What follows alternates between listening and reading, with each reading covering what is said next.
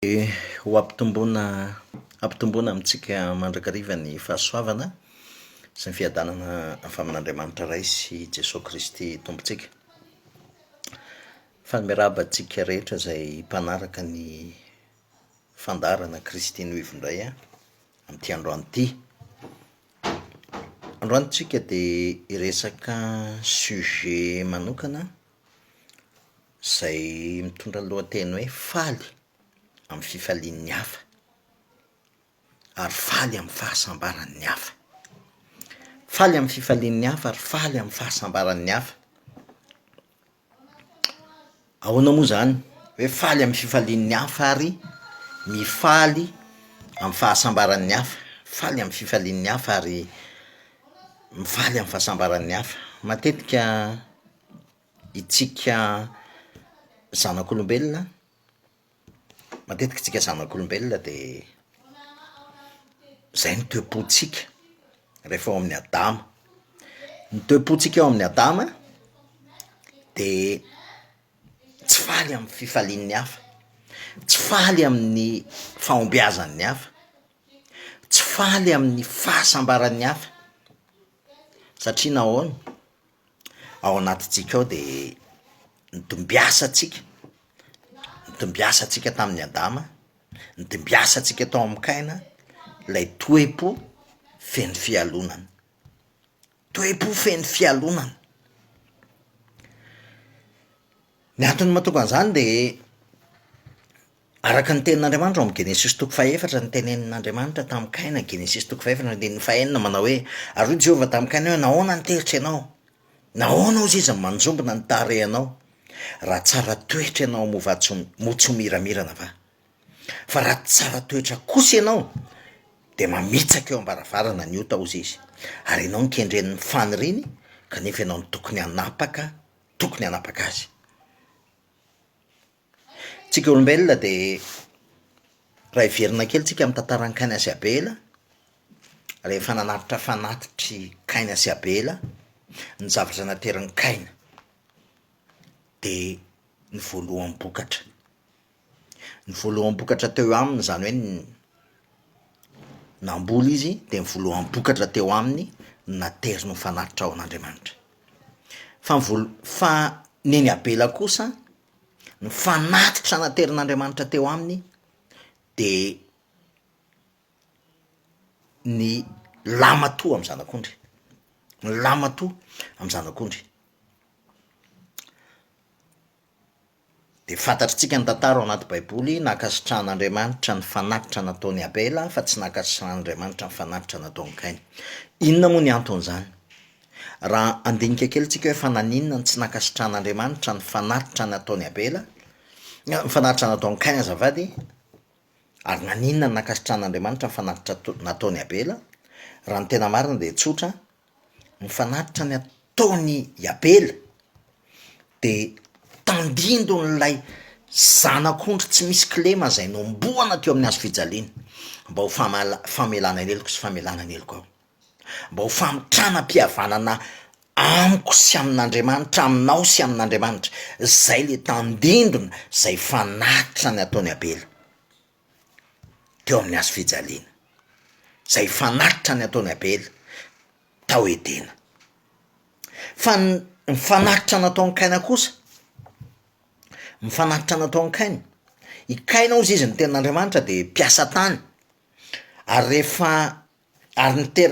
zao ny teny ao ary rehefa afaka elaela de nitondrany Kaina ozy izy ny vokatra ny tany ho fanatitra ho an'i Jehovah. Fa nitondrany Abela kosa ny voalohan-terak'ondriny de zay matavy, ary Jehovah nakasitraka ny Abela mba mifanatiny, fa Kaina mba mifanatiny kosa tsy mba nakasitrahany, de tezitra indrindry Kaina sady nanjombona ny tarehany. Ary hoy Jehovah tamin'ny Kaina, nahoana ny tezitra ianao, nahoana ny manjombona ny tarehanao? Raha tsara toetra ianao motso miramirana va? Fa raha tsy tsara toetra kosa ianao de mamitsaka eo ambaravarana ny ota, ary ianao nikendren'ny faniriny kanefa ianao ny tokony hanapaka azy. Ary Kaina ozy izy ny tena tamin'ny Abela rahalahiny, ny teny tamin'ny Abela rahalahiny, ary noho ny tany an-tsaha izy ny rahalahy de nitsanga ny Kaina nanatona ny Abela rahalahiny ka namono azy. Nakasitrahan'Andriamanitra ny fanatitra nataon'ny Abela. ary tsy nakasitran'Andriamanitra ny fanatitra nataony Kaina. Io no resahantsika androany. Ny fanatitra nataony Abela de ilay tandindony Jesosy Kristy, araka ny teneniko teo, tandindony Jesosy Kristy sy niasa mpamonjeny. Tandindony Jesosy Kristy satria ilay voalohany terak'ondrona ozy izy. Jesosy Kristy ilay lama toa amin'ny maty. Ilay lama toa amin'ny maty. Nanao fanatitra i Abela. Tandindony ilay fanatitra tsara indrindra izay nataon'Andriamanitra teo amin'ny hazofijaliana de Jesosy Kristy. Fa i Kaina kosa ny fanatitra nataony dia ny vokatry ny tany, satria Kaina de mpiasa tany. Ahoana zany? I Kaina de mpiasa tany, zany hoe mba hahazoana vokatra amin'ny tany. Inona tsy maintsy natao? Tsy maintsy niasa tany Kaina, tsy maintsy niezaka Kaina. Ny tantara mila fantatritsika zay zao, Andriamanitra rehefa niresaka tamin'ny Adama de ozy izy Andriamanitra hoe ndana ozy izy, antsaka ozy izy ny zavatra rehetrarehetra. Andriamanitra tsy niteny tamin'ny i Adama hoe esao ny tany, satria efa nomen'Andriamanitra ny zavatra rehetra, efa nasoan'Andriamanitra anjakana ny zavatra rehetrarehetra, efa namoa hazo fihinam-bo ny zavatra rehetra. Fa noho ny fahotany Adama sy Eva, noho ny tsy fanekeny ka nandehanany teo amin'ny hazo fahalalana ny tsara sy ny ratsy, ary nidiran'ny fahafatesana tao amin'ny Adama sy Eva, nidiran'ny fahafatesana izay efa niteneniny fa raha vao mihinana ny hazo fahalalana ny tsara sy ny ratsy nareo, tsy maintsy ho faty ianareo, tsy maintsy ho tafasaraka amin'Andriamanitra nareo. Ary satria Adama sy Eva tsy nanaiky an'izay fa nandenaka eo amin'ny hazo fahalalana ny tsara sy ny ratsy, de tonga tao amin'ny fahafatesana. Ary rehefa tonga tao amin'ny fahafatesana de niaraka tamin'izay voaozina ny tany. Ary ny teny Andriamanitra hoe niatsembohanao tsy maintsy hinanany, tsy maintsy niatsembohan'ny tavanao ny tsy maintsy hinananao. Zay atsembohan'ny tavan'ny olombelona izay niesan'ny Kaina ny tany, zany hoe tao anaty ozony Kaina, ny aina tao anaty ozony, ny aina tao anatin'ilay natiora adamika, ary tao anatin'ny ozon'Andriamanitra de mazava tsara ny atsembohan'ny tavanao ny hinananao. Ary zay atsembohany izay no mahatonga vokatry ny tany, satria tsy tahaka ny tao amin'ny famoronana, tao amin'ny création intsony. I Adama sy Eva tonga de nomen'Andriamanitra maimaim-pony. I Adama sy Eva nasoan'Andriamanitra nanjaka tamin'ny zavatra rehetra. Fa saingy noho ny nanoty Adama sy Eva, noho ny tafasaraka tamin'Andriamanitra Adama sy Eva, de voaozona ilay création n'Andriamanitra, ary tsy maintsy ny atsembohan'ny tavany noho ny nanany. Izay no nilovain'ny Kaina, ary de nitondrain'ny Kaina, nitondrany Kaina zay vokatry ny tany zay, nitondrany Kaina zay vokatry ny atsembohan'ny tavany izay, nitondrany Kaina zay vokatry ny ozony zay. Zay mila azontsika tsara zay, vokatry ny ozona no nentin'ny Kaina teo, vokatry ny fisasarany, vokatry ny ezaka nataony, zay nentin'ny Kaina teo. Ary de tsy nakasitrahan'Andriamanitra zany. Netiny Abela teo kosa de voaloha terak'ondriny, zany hoe ilay tandindon'ilay zanak'ondry tsy misy kilemy, tandindon'ilay zanak'ondry tao Edena, izay nyvonoan'Andriamanitra ka nampitafian'Andriamanitra ny Adama sy Eva, ary lasa Andriamanitra nampitafy ny Adama sy Eva akanjo biby. Rehefa tafasaraka tamin'Andriamanitra Adama sy Eva, de niteny Andriamanitra, rehefa tafasaraka tamin'Andriamanitra Adama sy Eva, lasa Adama sy Eva nanao akanjo ravina viavy. Fa maharitra oviana moa zany akanjo ravina viavy zany. Nitafiany Adama sy Eva satria menatra izy noho ny fiboridana teo anatrehan'Andriamanitra, lasa izy namorona akanjo ravina viavy. Ary zay ny olombelona zay mamorona akanjo ravina viavy isaky ny tapakandro, isaky ny ray andro, isaky ny herinandro, isaky ny ray volana, arakaraka maina n'le akanjo ravina viavy. Fa rehefa maina ny akanjo ravina viavy, tsy maintsy mamorona akanjo ravina viavy avao ianao. I Adama sy Eva namorona akanjo ravina viavy, tahaka sy ianao rehefa mbola taranaka i Adama, namorona akanjo ravina viavy, mamorona zavatra tsika mba ho présentable eo anatrehan'Andriamanitra. Lasatsika manao asa soa, lasatsika miezaka manao asan'Andriamanitra, lasatsika miezaka manao an'ity, manao an'ity, manao an'ity, mba ho fampanginana ny feon'ny fieritreretana, mba ho apaisement de la conscience, mba hahatonga antsika ho présentable eo anatrehan'Andriamanitra, mba hahatonga antsika ho présentable eo anatrehan'Andriamanitra. Zay le akanjo ravina viavy zay miforonony Adamaseva tao edeny. Lasa mamorona ny olombelona, miezaka ny olombelona manatona an'Andriamanitra, mamorona zavatra mba hanatona ny an'Andriamanitra. Lasa izy miezaka manao asa soa, lasa izy mba mandeha mamonjy marary, lasa izy mba mandeha miezaka miantra mantra, lasa izy miezaka manao asan'Andriamanitra. Tsy sanatria ratsy zany, za tsy miteny hoe ratsy zany, fa raha ohatra ka apaisement de la conscience ny anaovanao an'izany, de akanjo ravina viavy zany eo anatrehan'Andriamanitra. Lasa ny olona lasa miezaka manao mpitandrina, lasa miezaka manao asan'Andriamanitra, diakra, mopera, révérend, bishop, sy anarana maro isan-karazany. Tsy sanatria ho aratsy zany, za tsy sanatria manenjika ny mpanompon'Andriamanitra, fa miteny kosa fa raha ohatra ka akanjo raviavina eo anatrehan'Andriamanitra zany, de matiantoka ianao, satria tsy izany no mahatonga antsika ho présentable eo anatrehan'Andriamanitra. Lasa ny olombelona nanao akanjo ravina viavy, miezaka ny olombelona mba hanao zavatra tsara eo mason'Andriamanitra, fa manao zavatra tsara anankiray ianao, fa tsy maintsy hanao zavatra ratsy ndray ianao. Disaky manao zavatra ratsy ny olona, de miezaka ny olona hanao zavatra tsara anankiray mba ho akanjo ravina viavy, anakonana an'ilay atao tako-kenatra noho ny amin'iny zavatra ratsy ataony iny. Tahaka ny Adamaseva, ny désobéir, tsy nakatoa an'Andriamanitra izy tao edeny, ary lasa izy namorona akanjo ravina viavy zay neritreretiny fa mba présentable azy eo anatrehan'Andriamanitra. Fa ny akanjo ravina viavy ravina tsy maharitra adiny efatra, fa Andriamanitra mbola nanome vahaolana, nanome akanjo oti-biby, ary matoa Andriamanitra nanome akanjo oti-biby, de alohan'ny amezany akanjo oti-biby de tsy maintsy nisy biby taony vonony. Tsy misy famelan-kelo ka ozy izy ny tenin'Andriamanitra, raha tsy misy raha latsaka. Zany akanjo oti-biby zany maharitra mandrakizay. Ary ny tenenin'ny Paoly zany, ozy izy Paoly hoe hitafio Jesosy Kristy, ozy izy hitafio Jesosy Kristy, de aza miany amin'ny nofo sy ny filany. Hitafio Jesosy Kristy, Jesosy Kristy rery ny havana no afaka hitafitsika, apresentable atsika eo anatrehan'Andriamanitra. Tsisy akanjo ravina viavy na inona na inona, ny akanjo ravina viavy solotsika isaky ny metsika, ny asa fanompona ataotsika eritreretintsika fa hafaly an'Andriamanitra, ny asa fanasoavana ataotsika zay eritreretintsika fa iainantsika ao anatin'ny lalànany zay ataoko, de miverina amiko ny loi du cause efeny lalàna ny karma isan-karazany zay mieritreritsika fa rehefa manao an'izao de mba valian'Andriamanitra an'izao. Akanjo ravina viavy zany, akanjo ravina viavy zany, fa tsisy afa-tsy ny akanjo oti-biby zay natolotr'Andriamanitra tao edena sahady tandindro nylay nomeny teo amin'ny azo fijaliana, de Jesosy Kristy zany. Tsy misy afa-tsy zay riavana no azontsika ho présentable eo anatrehan'Andriamanitra, nanome akanjo oti-biby Andriamanitra, ary nalany nasony nalany Adamaseva ny akanjo ravina viavy.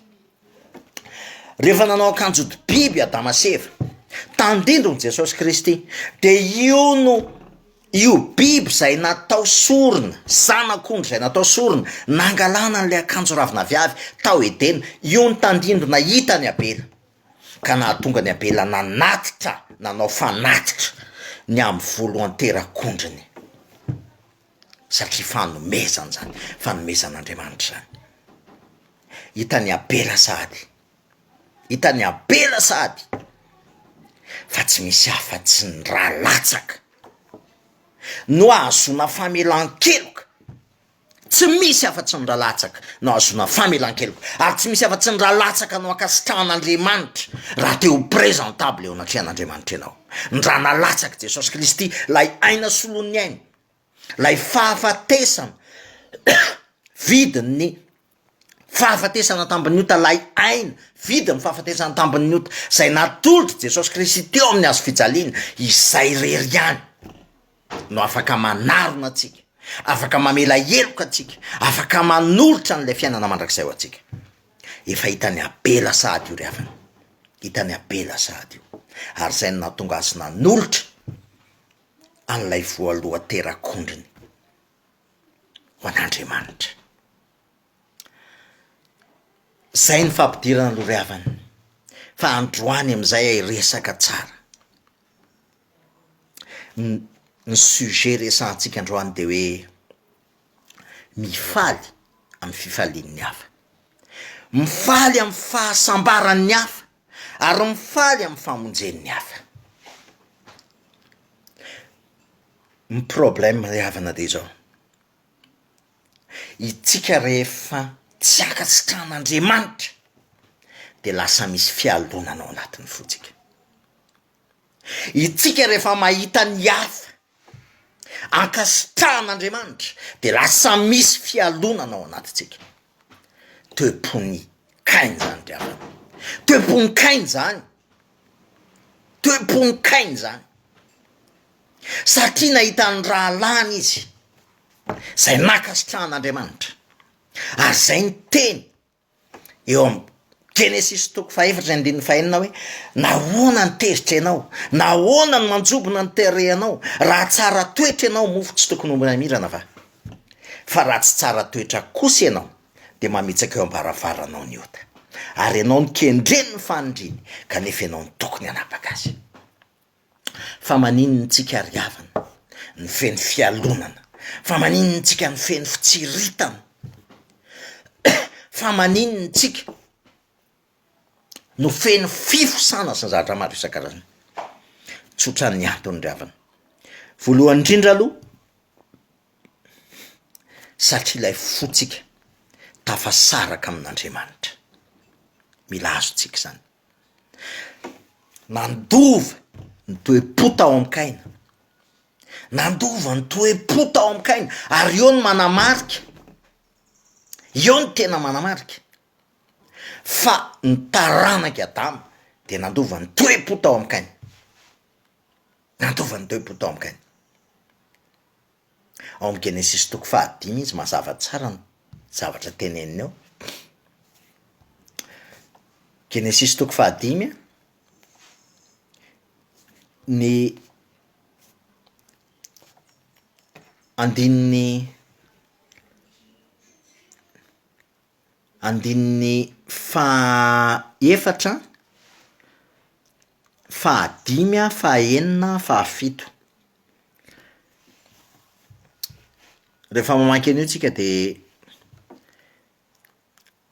mazava be ny teny ao hoe ary Adama hozy izy niteraka olombelona tahaka ny endriny, ary Adama hozy izy niteraka olombelona tahaka ny endriny.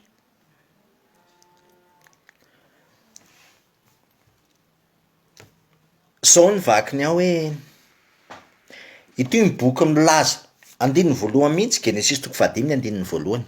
Ity hozy izy ny boky milaza ny taranaka Adama.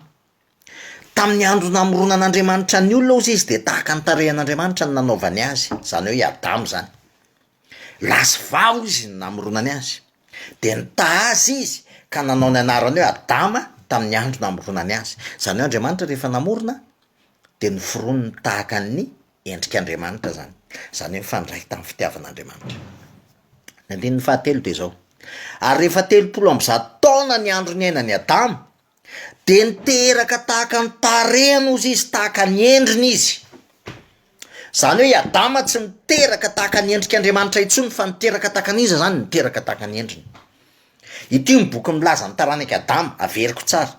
Tamin'ny andro namoron'Andriamanitra ny olona de tahaka ny tarehan'Andriamanitra nanaovany azy. Lasy vavy ny namoronany azy ary de nitaha azy izy ka nanao ny anarany hoe Adama tamin'ny andro namoronany azy. Ary rehefa 300 taona ny andro ny ainany Adama de niteraka tahaka ny tarehany araka ny endriny izy, ary ny anarany nataony hoe Seta. Zany hoe Andriamanitra namoron'olombelona tahaka ny endriny, tahaka ny tarehan'Andriamanitra hozy izy Andriamanitra de efa namorona an'izany Andriamanitra. Fa rehefa avy eo i Adama kosa niteraka olona tahaka ny endriny. Andriamanitra tafasaraka tamin'ilay endrika namoronan'Andriamanitra azy tao Edena, de lasa mpanoty Adama. Ary rehefa avy eo i Adama niteraka olona tahaka ny endriny de zany hoe niteraka olona mpanoty Adama. Tsy tahaka ny endrik'Andriamanitra intsony Seta, ary tsy tahaka ny endrik'Andriamanitra intsony olombelona nateraka iadamana nomboka teo. Za sy anao raha vo nateraka de nateraky ny nofo, zay nateraky ny nofo de nofo, zay nateraky ny fanahy de fanahy. Olombelona mpanototsika, tsy zanak'Andriamanitra tsika raha mbola vo nateraky adama, nateraky dada sy neny, taranaky ny nofo tsika, zanaky ny nofo, nateraky ny nofo. Fa raha tsy mandray ny fanahy Kristy tsika, tsy ho lasa nateraky ny fanahy, tsy tahaka ny endrik'Andriamanitra, satria ilay fanahy nateraky Andriamanitra tao anatintsika, mahatonga atsika ho lasa haka ny tarehan'Andriamanitra, mahatonga atsika haka ny tarehan'Andriamanitra. Tsy afaka haka ny tarehan'Andriamanitra ianao, ny endrik'Andriamanitra, araky io teny zay voalaza sy voavaky teo io, raha tsy mino ny asa-pamonjeny Jesosy Kristy, zany hoe mino ny famelan-keloka zay nomeny, zany hoe voavela ny eloko ao, ny tafian'Andriamanitra n'lay akanjody biby, lay Kristy, ny tafian'Andriamanitra n'lay Kristy, ohatry ny ahoana zany, voavela ny eloko ao, niaraka maty tamin'ny Kristy teo amin'ny hazo fijaliana ianao, niara-nitsangana tamin'ny Kristy ianao, ary tsy ianao tsy mivelona fa Kristy mivelona ao anatinao, dikany hoe nateraky ny fanahy ianao, de Kristy mivelona ao anatinao. Raha mbola tsy velona ao anatinao Kristy, tsy afaka ho ateraky ny fanahy ianao. Ary zay ny dikany hoe ateraky ny fanahy velona ao anaty Kristy, tsisy neneno nataoko zany fa amin'ny finoana ny asa-pamonjeny Jesosy Kristy, rehefa mino ny asa-pamonjeny Jesosy Kristy de nateraky ny fanahy. Mila iainako zany, mila inoko zany aloha, de mila iainako zany, de mila andalovako zany. Manomboka eo am'izay ry havana, ohatry ny ao zany hoe mifaly amin'ny fifalian'ny hafa, tsy miaina tahaka ny ainan'ny Kaina. I Kaina zay feny fialonana, i Kaina zay feny fitsiritana, i Kaina zay feny fankahalana, satria zany ny fiainan'ny Kaina.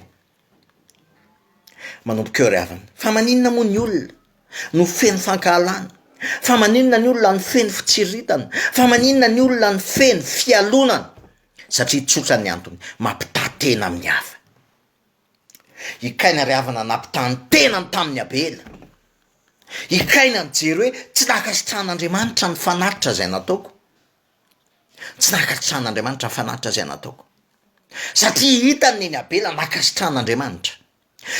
Mitovy tsy misy hafa tamin'ilay zanak'Adala amin'ny rahalahy, lay zanak'Adala ny zanaka voalohany de niala tao tranodrainy, ozy izy hoe dada eto ty daholo ny fananana rehetra, fa alao andeha, lasa izy nandeha nandany ny fananandrainy tamin'ny filan-dratsy isan-karazany, fa rehefa tany izy de nahatsiaro hafa ihany ny ao antranony dada, raha tsy nihinana tamin'ny hanina fihinan-kisoa izy, tsy tsaroany hoe hafa ihany dada, tia dada, ny fiainanao amin'ny dada hafa mihitsy, ary rehefa tsaroany zany de lasa izy niverina tany antranondrainy.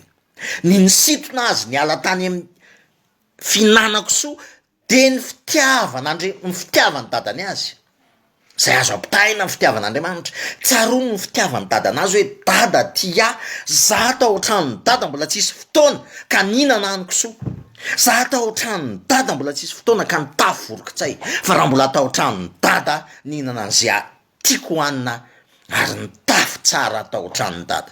Tsaroany zany fitiavan'Andriamanitra zany, ary rehefa tsaroany zany de miverina izy tao antranony dada. Ny fitiavany dada mbola nampitodika azy hiverina ao antranondrainy.